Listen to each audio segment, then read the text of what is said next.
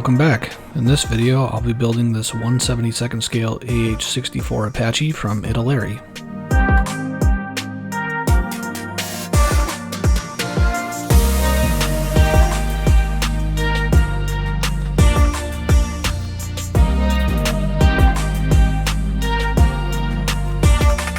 This kit was originally tooled in the late 1980s, and the detail on it looks pretty good. I'm sure in the hands of a very capable modeler, it can turn into a pretty good model. Unfortunately, that's not me.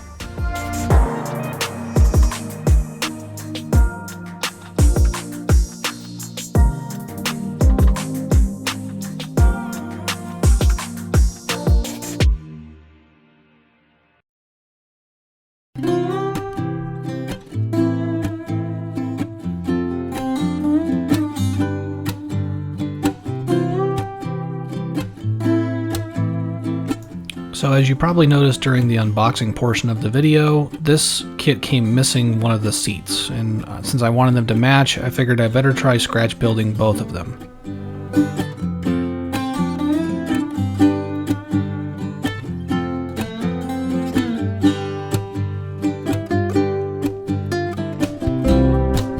Since I'm still fairly new to modeling, this was my first time really trying to scratch build anything. I think it turned out okay. I just used 040 and 020 styrene to sort of piece together the seat by tracing around the various components and gluing them together. I think it turned out okay for a first attempt, and I learned a lot that I can improve on for next time.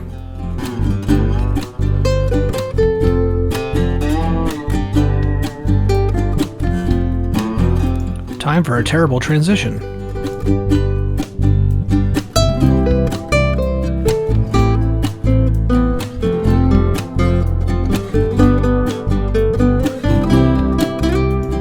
I wanted to add seat belts, but I didn't go too crazy. I just used Tamiya tape cut into small strips and applied them kind of similar to how I did on my Super Puma helicopter if you've seen that video previously.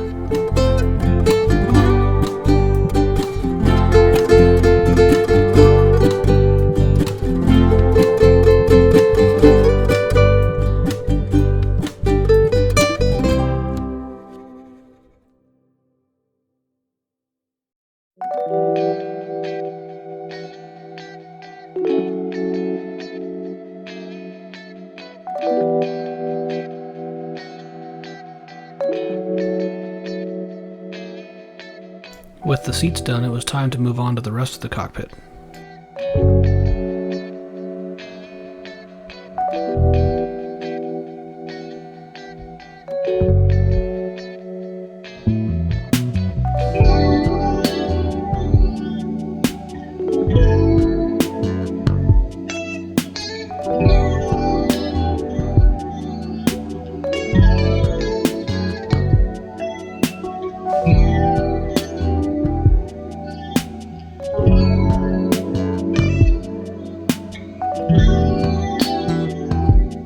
After priming everything in Mr. Surfacer Black, I used Mr. Color's RLM02 Gray to paint the interior of the cockpit.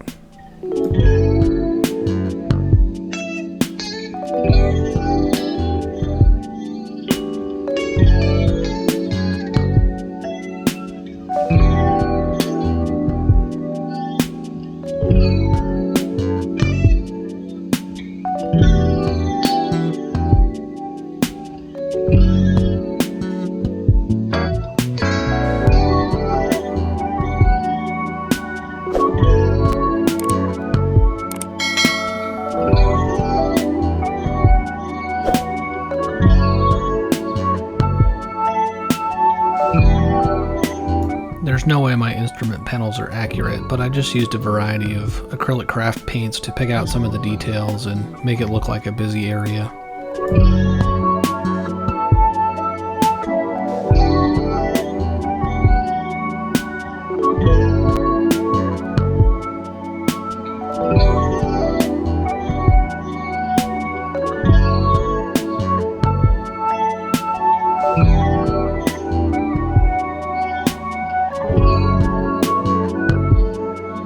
Then I did some dry brushing with the light gray to bring out some of the detail, including the switch panel, which I definitely forgot to glue inside of the canopy before I glued it onto the model. One of many failures to come, don't worry.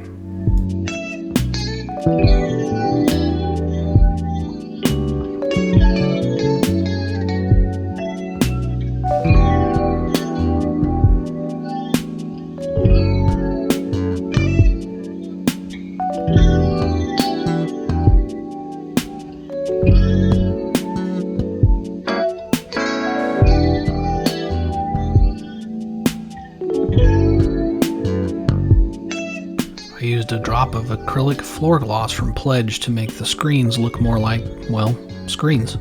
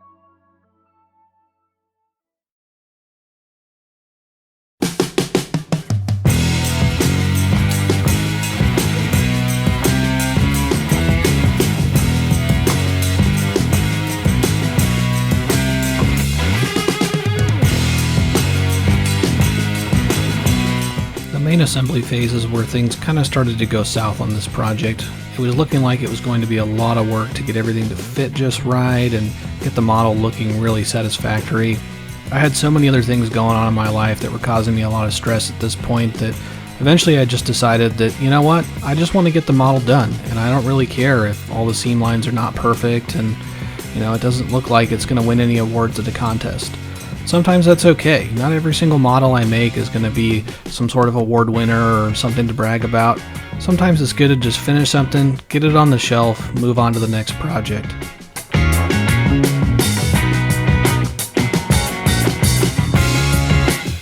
Here you can see I was using some CA to try to fill some of the larger gaps on the model, but at this point I'd already resigned myself to the fact that this was not going to be a beauty queen.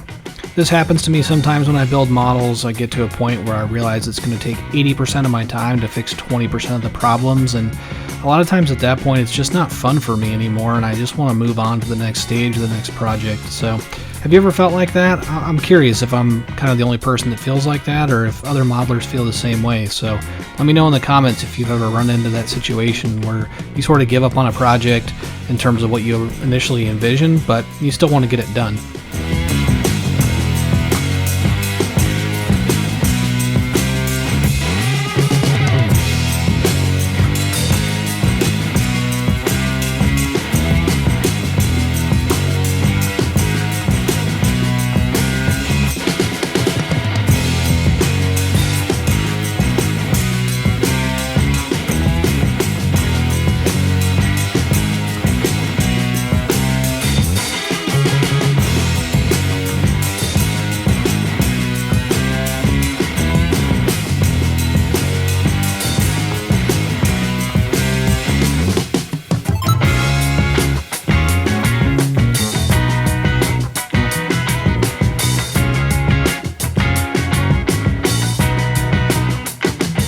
I will say one of the saving graces to this project is everything was largely the same color. I think if there was some sort of complex camouflage scheme on top of all the construction issues and everything else going on in my life, I probably would have put it back in the box and gave up.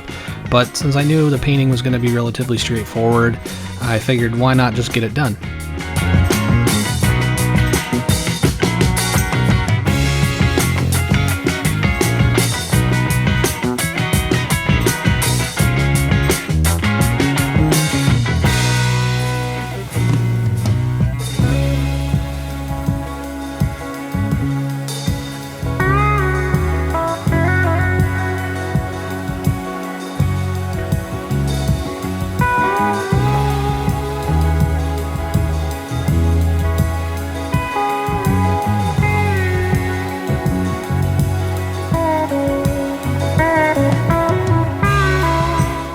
recommendation I do have if you're going to build this model for yourself is I would leave these weapons pylons off until after you have all the painting done.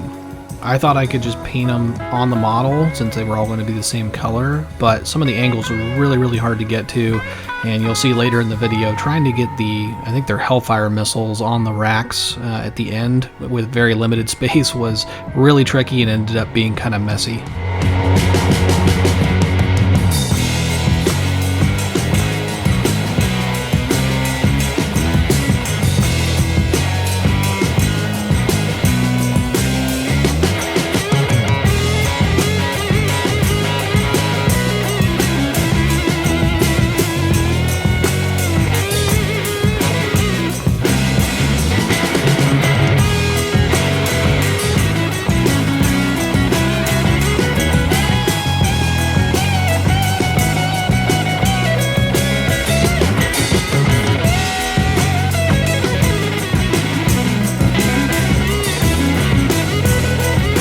Trying to glue on these little steps was an absolute pain, so again, if you're going to build this model for yourself, I'd recommend just drilling holes and making wire steps yourself. This was so not worth the, I don't know, hour it took me.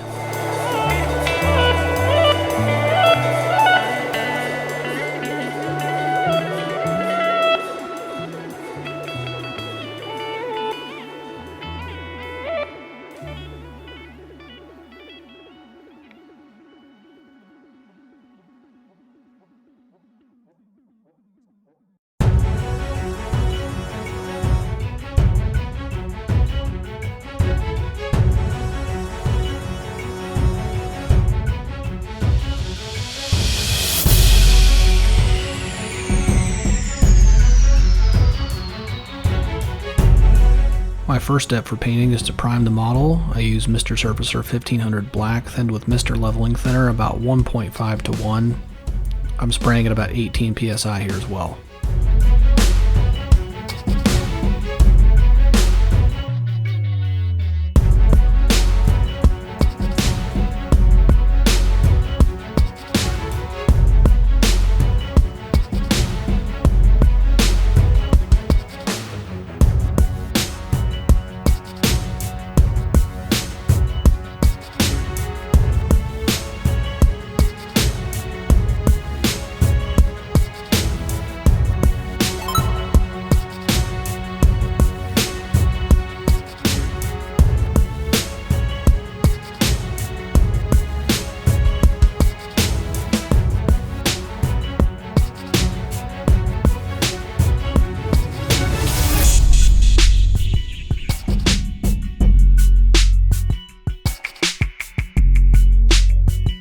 Since I'd already pretty much given up on making this project look really good, and I really hate cleaning metallics out of my airbrush, I decided to just brush paint on Tamiya's Gunmetal acrylic with a drop or two of their acrylic retarder in to help it dry a little bit smoother.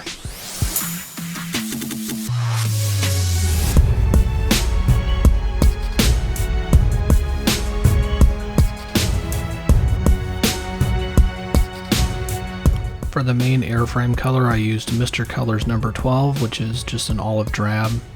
Normally I would try to mottle the paint on and go for a pre-weathered and faded effect, but for this model, since I was just trying to get it done, I just kind of sprayed it on all over the place and didn't worry about it too much, and you know what? That felt kind of good.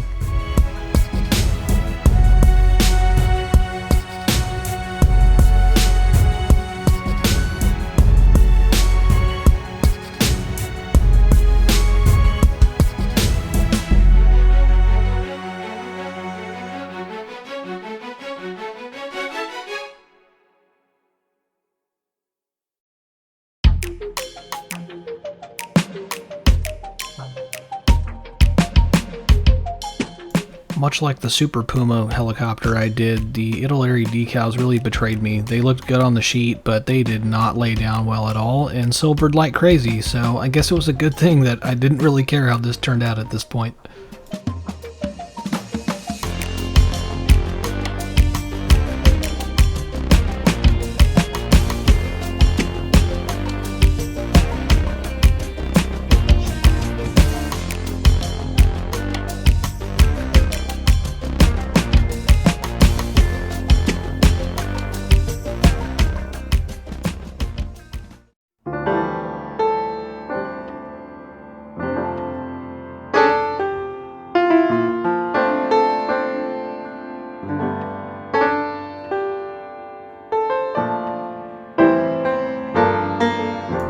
The engine exhaust and a few other details were painted with acrylic black craft paint.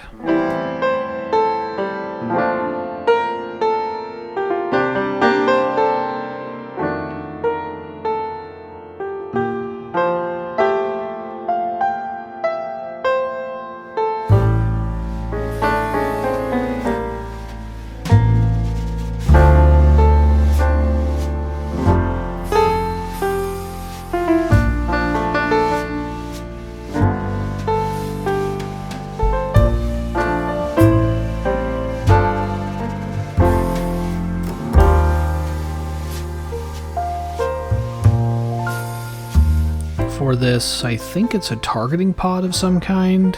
I used a chrome pen and then some clear yellow paint from Tamiya to try to mimic at least kind of what it looked like on the box art, and I don't know, it turned out okay.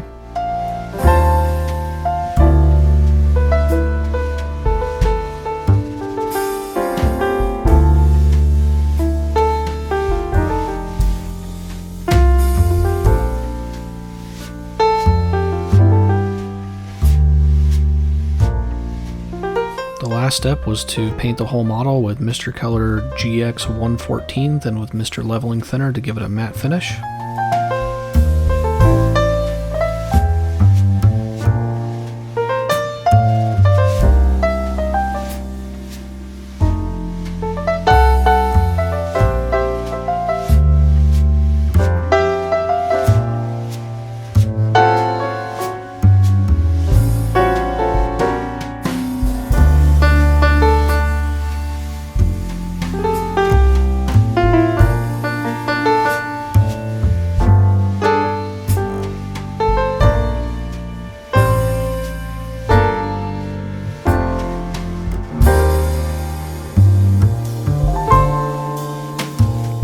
So as we get ready to see the final results here, I just want to say again, this is not a good model, and I'm okay with that. The seam lines are terrible, the decals silver, the paintwork is pretty basic, but that's okay.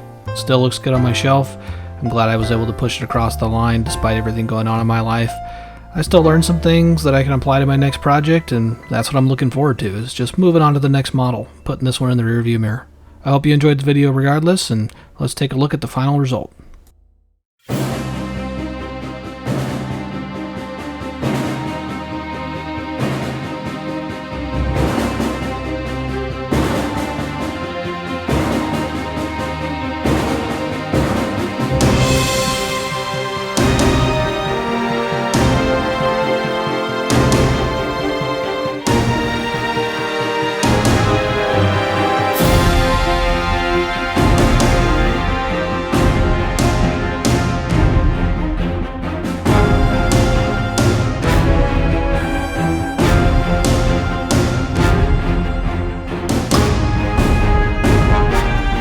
Thanks for watching. I hope you enjoyed and will consider subscribing, and I'll see you in the next video.